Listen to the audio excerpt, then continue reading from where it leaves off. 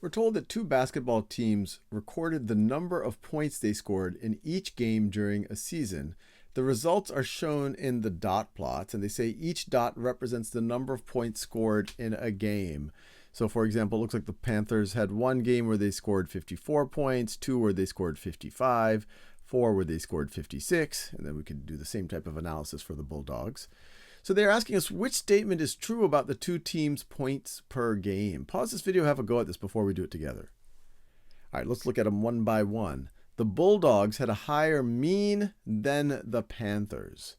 So a mean is a measure of center. And what you would normally do is add up all of the values and then divide by the number of values. Now we don't have to do all of that. We can actually just visually inspect where the mean is likely to be here. Because if I took the average of this and this, I would end up here, halfway in between them. If I took the average of this and this, halfway between this and this, still end up there. The average of that and that, I'd still end up here. The average of that and that, I'd still end up there. And then the average of that and that, I'd still end up here.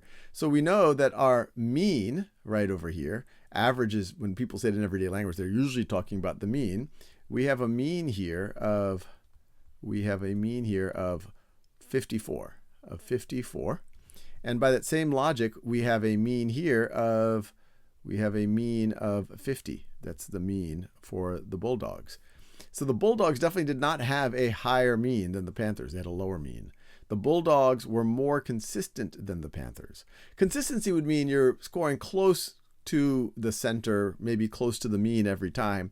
But they're spread. In fact, these distributions look identical, except they're shifted. So they are actually similarly consistent. The Bulldogs would be more consistent if, instead of these dots being over here, if they were, maybe these four were over here, 1, 2, 3, 4, then that would be more consistent. And if these four were 1, 2, 3, 4, you would have a tighter spread. But that's not what we see here. Both teams had the same typical number of points per game. No, typical number of points per game, one way to think about typical, or a good way to think about typical, is the actual mean. There's other ways of thinking about typical, but it's not the same. This one, the mean for the Bulldogs, is definitely lower. The Panthers typically scored more points per game than the Bulldogs. Yeah, their mean is noticeably higher, so I like that choice.